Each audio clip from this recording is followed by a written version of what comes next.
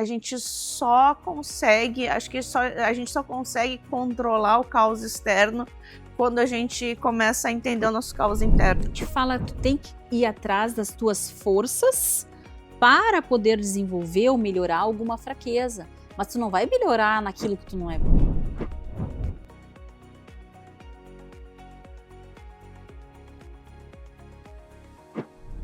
Olá, você está no Arenê, eu sou a Alessandra Gonzaga e agora vou conversar com a Carol Chiao.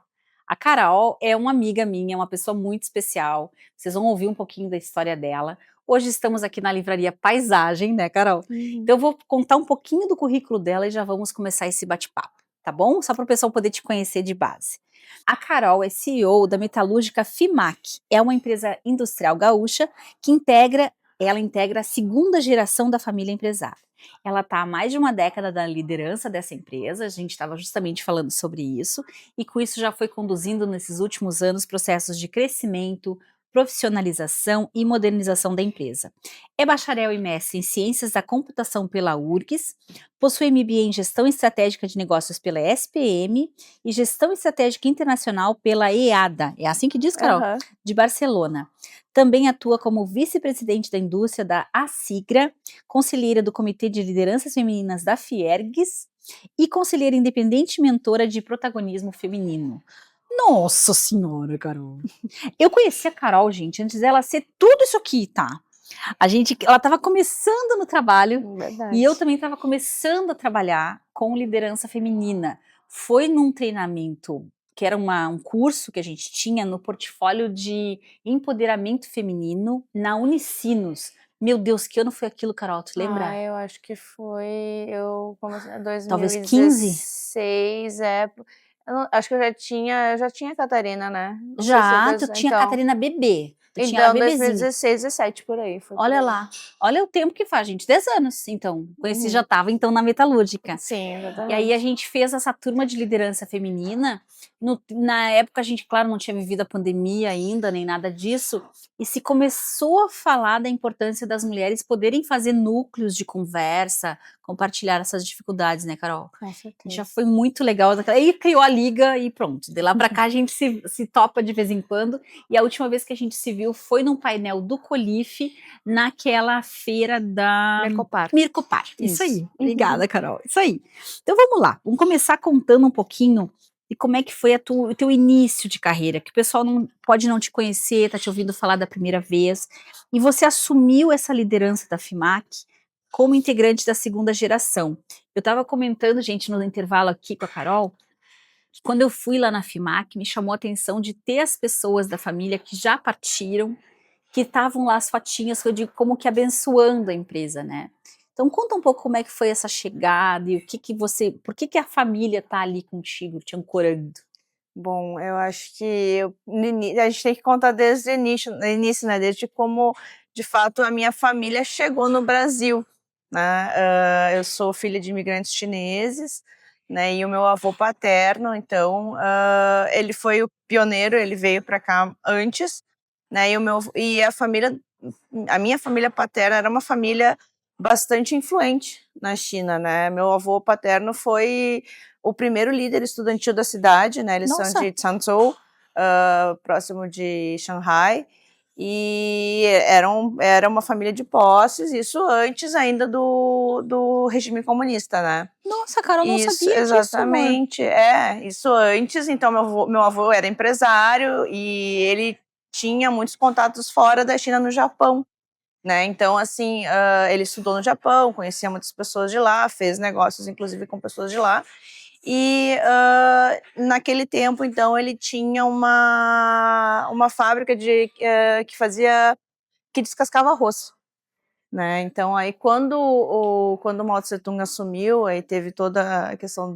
da reforma comunista, então as posses, né, foram então recolhidas e redistribuídas entre a população, e o negócio dele obviamente, por ser uma coisa que trabalhava em grande volume com agricultores, acabou não dando mais certo, o negócio dele acabou quebrando, né, então ele ficou também sem emprego, e a questão dos contatos dele no Japão também eram bastante comprometedores naquela época, que podia acabar causando problemas para ele e para a família dele, né? Que Então, década estamos falando mais ou menos, Carol, aí?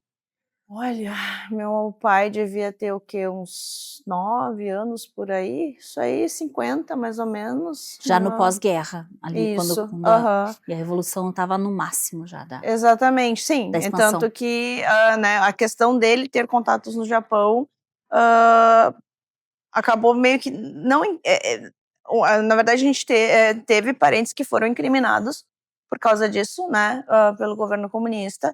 Então, e o meu avô resolveu, então, sair de lá antes que acontecesse alguma coisa com ele, com a família dele, né.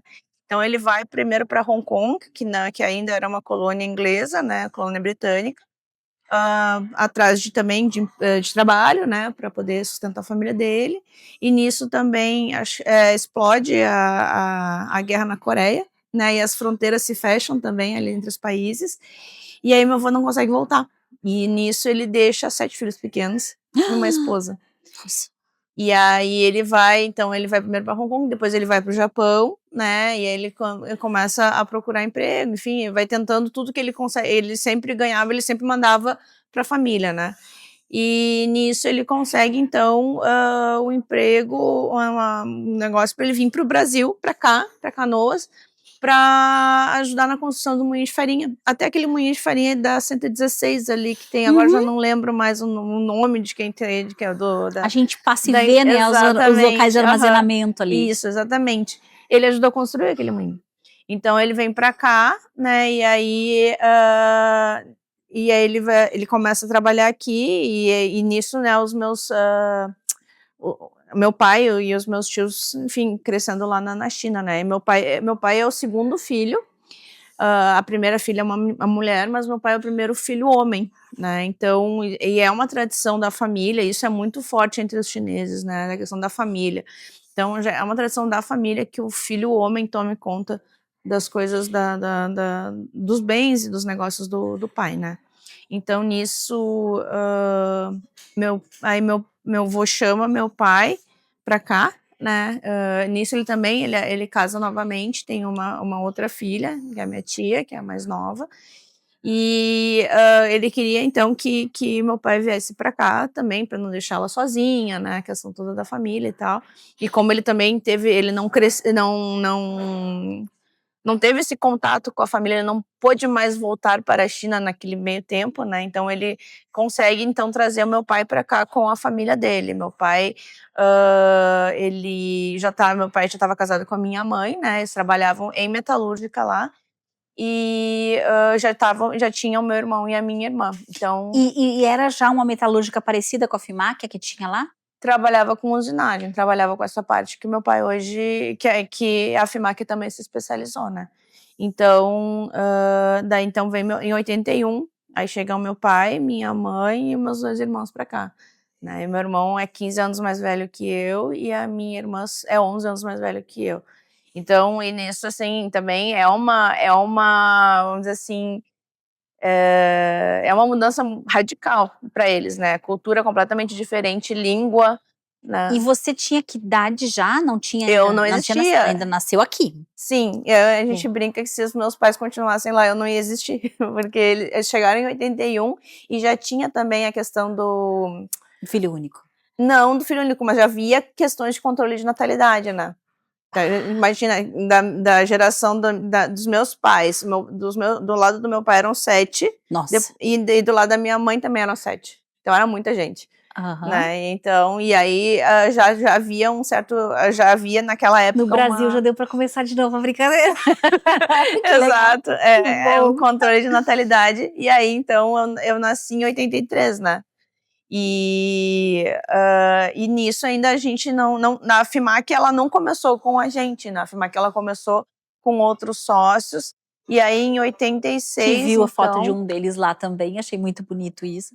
Não, mas não é com eles. Não, ainda não? Não é. Achei que era do primeiro também, não. Não, e aí em 86, então, os outros sócios, inclusive o seu tia, eles tinham comprado a Clemente Cifali, que é a Ciber, Equipamentos Rodoviários, né, então eram 5 sócios japoneses, e o seu tia também era vice-presidente da Mitsubishi aqui no Brasil, e o meu avô era amigo dele, né, então daí ele convenceu o seu tia a comprar a FIMAC, então, para ser também fornecer peças da Ciber, para fazer essa terceirização de usinagem, então, e fornecer peças para a Ciber pela FIMAC.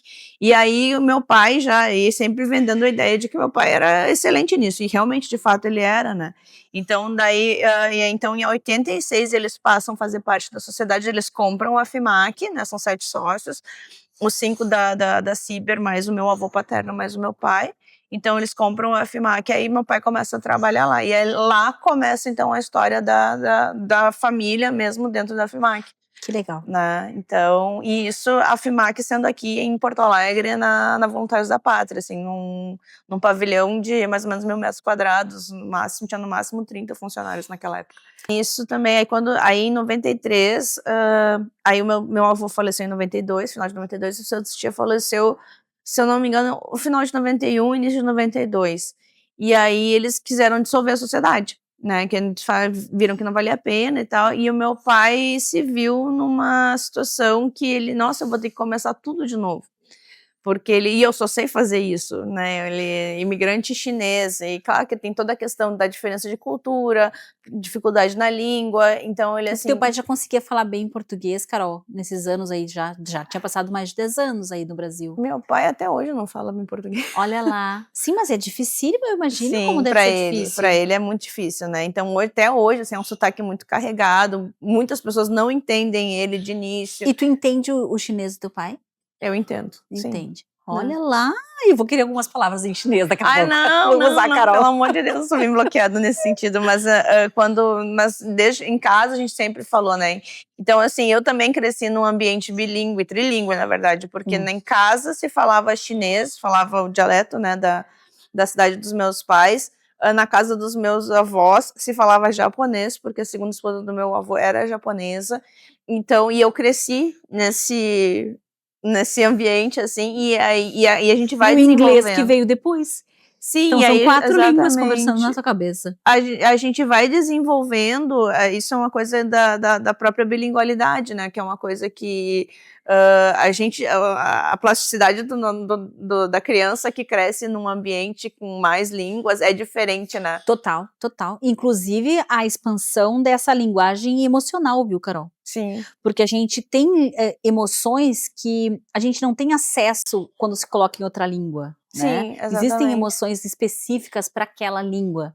E também o fato de você acessar ela pensando nela numa outra língua modifica a tua resposta emocional. Com certeza. Muito interessante, né? Como é que você vira líder? Conta pro pessoal. Eu viro líder no momento que é um momento triste, na verdade, né? Que então meu irmão, filho homem mais velho, né? Quando meu pai assume, então ele compra, né? Ele dá um salto de fé e compra o resto das cotas da empresa. Ele chama o meu irmão para vir trabalhar com ele. Meu irmão estava terminando o mestrado dele em engenharia elétrica, e aí então eles começam a trabalhar. E aí aquela coisa, a gente vai vendo em casa as coisas acontecendo. Família empresária é aquela coisa, o trabalho vai para casa, né, a família vai para o trabalho, e assim por diante. Então, e eu já vi isso acontecer. E então, quando eu estava fazendo, e eu estava seguindo o meu caminho acadêmico, né, na computação. Eu tinha feito, então, terminado o mestrado aqui no Brasil, e aí tinha recebido uma oportunidade, então, de ir para a Alemanha para fazer o doutorado. E aí, qual foi tua primeira formação mesmo, Carol, antes do mestrado? Graduação em computação. Computação, olha lá. E aí, então, nisso, meu irmão, quando eu vou pra lá, a gente descobre que o meu irmão tá doente, né, o meu irmão tá com linfoma, e aí, em início de 2010, então, em janeiro de 2010, meu irmão falece, né, desse câncer, e aí meu pai ficou completamente sem chão, assim, digo, nossa, porque né, todo o meu plano foi que ele sucedesse isso, e a gente já tinha tudo, e ele queria sempre, que ele dizia que a FIMAC era pros filhos, pros netos, né, eu falei, tá pai, mas teu sonho é que, né, isso seja pros teus filhos e pros teus netos, tu tem outras filhas aqui também, né, então se isso é o que tu quer, e aí de novo, é uma coisa da família muito forte, eu posso te ajudar, né? Então, assim, vamos lá, se a gente vai ser na hora eu nem pensei muito, vou falar que acho que na hora foi muito mais uma questão de empatia, de acolher o meu pai. Então eu disse, não, pai, eu vou te ajudar, eu vou assumir isso aí. E aí foi quando, isso foi em 2010, né, mas aí eu ainda pedi para voltar, para terminar o doutorado, mas isso também acabou, minha mãe também acabou ficando doente e falecendo Pela no própria mesmo ano. tristeza do que vocês estavam vivendo, né, Com Carol? certeza, com Tua mãe certeza. sentiu muito isso. Sim, eu digo que a mãe realmente, ela adoeceu de tristeza, assim, sabe. Então, em setembro de 2010, então minha mãe acaba falecendo também de câncer. E aí, eu estava na Alemanha e aí conversando com meu pai, e meu pai sempre foi uma pessoa, acho que a pessoa mais otimista que eu conheço é meu pai, mais otimista mesmo. Às vezes eu brinco que ele é até meio delulo, assim, do tipo, pai, tá acontecendo um monte de coisa e tu não tá entendendo. E aí, então, em 2015, eu vou conversando com ele, 2015 é aquela crise econômica fortíssima que a gente teve no Brasil, e aí que foi quando, aí o pai disse assim, bah, não tá bom aqui, tá difícil, eu não sei se, não sei se vai dar muito tempo mais, assim, ele falar isso pra mim já me levantou todos os meus alarmes possíveis, né, e aí ele já estava com Pra ele 74 pedir anos. água é porque a coisa estava pesada mesmo já. Exatamente, ele já estava com 74 anos na época, né.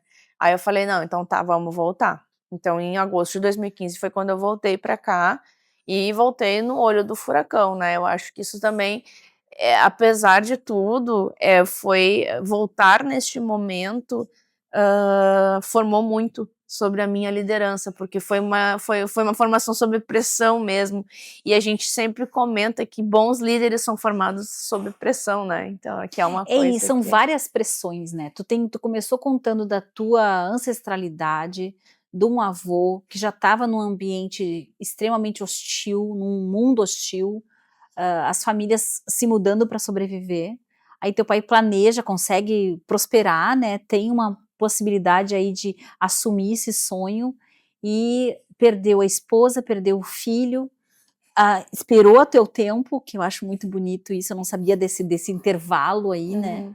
e aí você vem para encarar, nossa, imagina o que foi daí vir para o Brasil. Nessa época tu já estava com a filha, não? Não, eu engravidei da Catarina em janeiro de 2016. Nossa, não sabia desse detalhe. Então estava recém assumindo na FIMAC. Nossa. E aí a gente entra num mundo completamente novo para mim, né, que é enfim, é um ambiente industrial, é um ambiente de liderança, é um ambiente que, vamos dizer assim, eu passei muito tempo da minha vida dentro da academia, né, que é uma outra realidade, que tem suas semelhanças, enfim, né, principalmente quando a gente fala de relacionamentos interpessoais, mas é outro mundo. Então, para mim, no início, foi um susto muito grande. Inclusive, quando acho que eu vi o teu curso e eu fui para lá, foi num sentido de, pelo amor de Deus, eu preciso de alguém para sabe, para dizer assim, será que eu tô nos caminhos certos? Será que eu tô no caminho errado? Será que o que eu tô enxergando tá certo ou tá errado, assim, sabe? Porque era muita coisa acontecendo, e a gente começa a ouvir coisas e, sabe, e a gente percebe, e de início a gente não tem maldade, né, porque assim, como meu pai me pintava uma imagem, assim, eu não tinha maldade, né, mas a gente vê que as coisas, enfim, né, tem muito do ego das pessoas, E a tem da forma como resistência a de ver uma gestão, liderança mulher, né, exatamente. Não, num ambiente tão exatamente. fabril. Esse é o ponto. E ali tu se defrontou com essa realidade, né, Com Carol? Que de certeza. repente você tinha a liderança a ser exercida, sim, herdada, mas que você nunca tinha lidado com um chão de fábrica, com uma situação do dia a dia, das decisões gerenciais, né. Não, ser apresentada como a filha do dono para os clientes. Tinha mais isso ainda, né. Aí por isso que eu falo dos egos também. Existe uma inveja, porque o herdeiro, bem ou mal, ele é visto como herdeiro, É. né. E aí e eles acham que o herdeiro teve sempre a vida muito fácil, né, a gente sempre, e depois, claro, depois da gente muito estudar, a gente entende que na verdade o herdeiro é criado numa gaiola de ouro, porque dele é exigido muito, Uhum. né. Dele é exigido, inclusive, que se abra mão de coisas, né, para poder, vamos dizer, tocar o legado da família. E que essas coisas todas, esse tipo de responsabilidade os outros não têm, né? Então, assim, existe toda essa carga que quando tu chega lá, tu, né, como tu recebe, assim, tipo assim, toma, esse aqui é o pacote. E aí, o que tu vai fazer com isso, E né? aí, vamos lá, existe uma triangulação aqui, de uma pessoa que está trazendo a terceira filha de um casal chinês, a questão do legado que teu irmão deixa para ti, então tu carrega junto também. Sim, com Essa coisa certeza. que era dele passa a ser tua, né, uma herança do irmão, e o fato de ser uma mulher na liderança, mãe, recém-iniciada como mãe. E aí, Sim. nossa, eu nem sei por onde começar. Vamos começar por essa pergunta da maternidade. Eu quero. E a gente já tá andando aqui horrores, e vocês viram, né? Com a Carol dá pra ficar 3 horas conversando.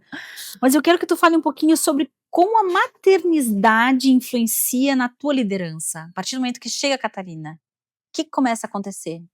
Eu acho que principalmente é, é questão de balancear, né? Conseguir balancear tudo. Porque tu tem a carga da empresa, que é muito forte, né? E a Catarina chega num momento em que eu ainda não conquistei o meu espaço, né? Eu tô ali formalmente como uma pessoa na direção. E teu pai ainda estava contigo ou ele já tinha Não, ele saído estava da comigo, operação? não, ele não tinha, ele inclusive ele não largava o bastão e ainda desfazia as coisas que eu fazia, entendeu? Então assim, eu dizia assim: "Ah, não, tu não entende, deixa que tal pessoa faz isso".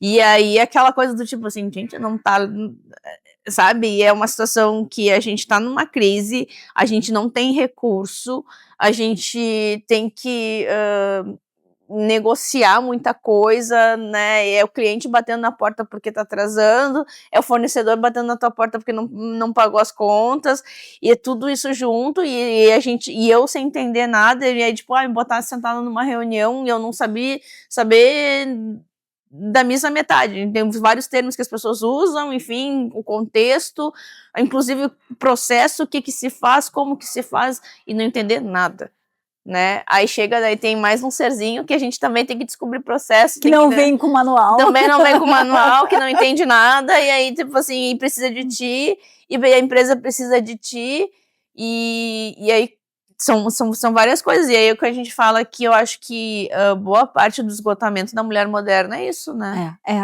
Eu tava vendo um livro do não sei o que, O Despertar da Mulher Cansada. Depois eu trago pra vocês aqui o título, né? Digo, cadê? Eu quero pra mim. Porque Sim, é um monte é de o tempo pratinho. inteiro, é um monte de pratinho. Aí que eu acho que entram algumas coisas que trazem leveza, né? Uma coisa é a tua filha é uma pessoa maravilhosa. Eu tive a oportunidade de ver. É uma coisa querida. É uma criança de uma inteligência, de uma bondade, né? Eu cheguei a me emocionar de lembrar, mas é isso. Eu também me emociono porque é muito lindo tu ver como ela é naturalmente leve. Então, apesar de toda a carga que tu tem, tu certamente não passou nenhuma desse peso para tua filha. Ela é muito, muito, muito leve. E tu tem cachorro? E eu ia te dizer que tu tem quantos gatos, Carol? Aqui são, mas eu tenho 7 gatos em casa. 7 gatos. Mais eu tenho 6, 2 a Carol na me ganhou. empresa. Eu tenho os 2 estagigados na empresa, que a gente fala que é o setor do bem-estar, assim, às vezes o pessoal chega muito estressado lá. Eu ia apresentada ao setor do bem-estar, agora tu tá me devendo uma. Ah, não, tem que ir lá de novo. Eles chegam, não, é assim, às vezes o pessoal chega estressado lá em cima, aí eles já sabem, assim, é muito engraçado que eles são muito inteligentes. São, os gatos são. Então eles já sabem, eles já chegam perto de quem tá assim mais, ou então às vezes eu tô estressado, sento na sala, daí vem os dois. Claro, daí começa aquela esfregação de cara, eu digo, tá.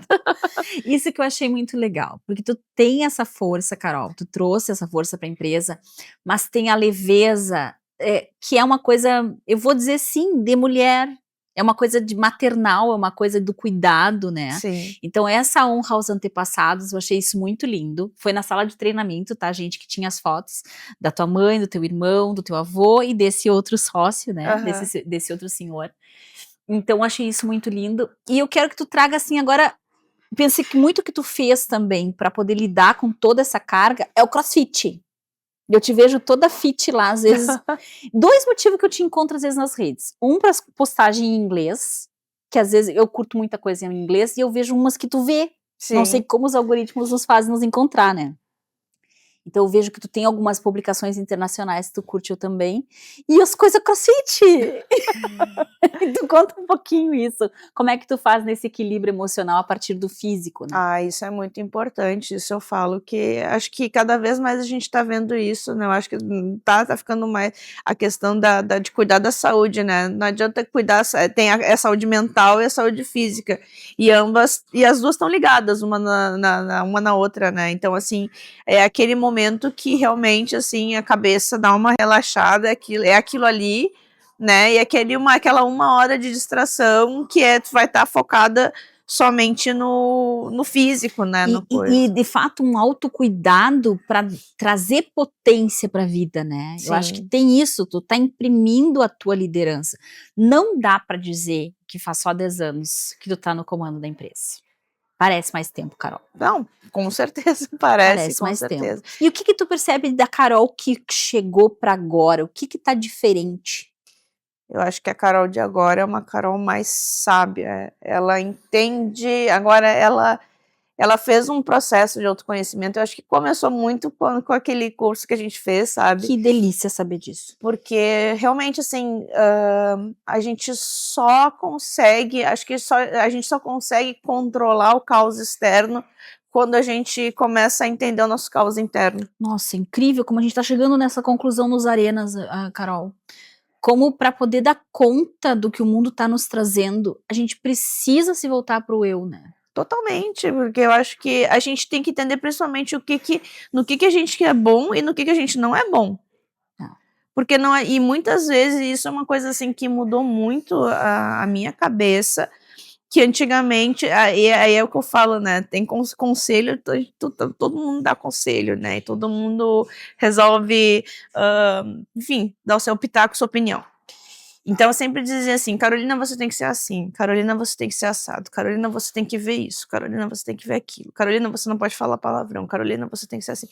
E aí eu digo assim, e aí eu sempre ficava assim: "Tá, então o que que é, né, uma diretora de empresa?". Aí eu ficava imaginando aquela executiva de terninho, né, o tempo todo A gente assim. fazendo crossplay de si mesma, na verdade, daí, né? Exato, aquela pessoa assim super centrada e sabe, só que eu não sou assim, eu sou completamente desequilibrada, imagina se eu chegar e fazer Você isso, é sabe. espontânea, não é Né, não desequilibrada. tem, e não adianta, e tu não consegue ser essa pessoa, porque, daí como é que tu consegue controlar o caos externo se tu não entende nem quem tu é, Faz todo sentido. né. Então assim, tu tem que entender principalmente no que tu é boa e no que tu não é tão boa, e no que tu não é tão boa, não adianta tu ficar insistindo pra ficar boa naquilo, porque tu perde muito tempo e tu não vai ser boa o suficiente naquilo. É o que a gente fala, tu tem que ir atrás das tuas forças para poder desenvolver ou melhorar alguma fraqueza, mas tu não vai melhorar naquilo que tu não é bom.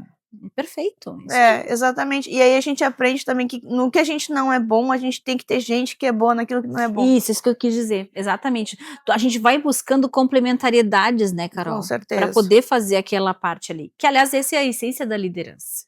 Não é tudo sobre você, você tem que conseguir achar as pessoas para te ajudar, né. Sim, com certeza. Massa, muito legal. Eu tenho mais 500.000 perguntas, eu queria te perguntar da IA, o que tu viu da época da IA, queria te perguntar da Sigra, porque eu acho que esse é um movimento que tu tá fazendo com a liderança, de aumentar a tua influência na tua comunidade, do próprio Colife, então acho que esse tema para mim é mais caro. Que recado tu dá para as jovens mulheres em liderança, ou que estão iniciando uma posição de liderança, porque eu te vejo como uma referência disso. É que primeiro acho que buscar a posição de liderança, muitas delas, elas ainda ficam esperando, né, a oportunidade de chegar, né. Isso, que alguém jogue no colo, né. Exatamente, né, e é aquela coisa do ocupem os seus lugares, né. Não é porque, tem a gente só vê homens sentados naquela cadeira que a gente não pode estar sentado ali junto. Eu acho que, entendam o valor de vocês, né. Eu falo muito da filosofia do Yin e do Yang, né, da complementaridade, do equilíbrio. E eu acho que a gente não fala assim, que mulheres são melhores que homens, ou homens são melhores que mulheres. Eu acho que cada um tem sua característica, e eu acho que isso se complementa, né? Na FIMAC a gente fala, os homens, a gestão dos homens, é uma gestão mais pioneira, mais assim, de desbravar, uma questão mais lógica, mais racional de números. E a gestão das mulheres, por outro lado, é a gestão do cuidado, né? A gente tem isso, acho que é do nosso, da nossa evolução, do nosso... Tem estudo sobre isso, Carol. Tu te lembra lá nossas primeiras Sim. conversas, né?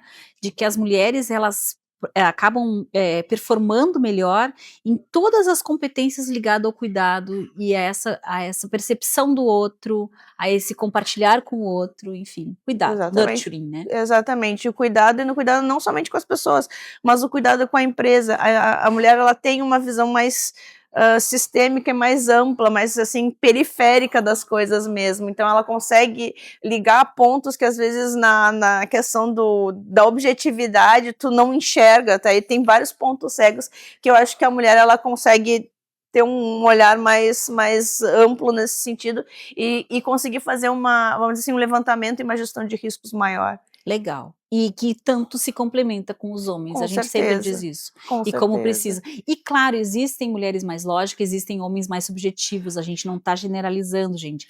Mas via de regra é o que vem se trazendo na liderança feminina. Sim. É esse olhar pro cuidado, massa. E aí a gente foi ali, fez um intervalinho, pegamos um livro, porque sempre minhas entrevistadas na paisagem, ou entrevistados, eu peço um livro, né? Uhum. Aí a Carol trouxe um para nós. Eu gosto muito desse livro. O livro é A Coragem de Não Agradar, do Ishiro Kishimi e do Fumitake Koga.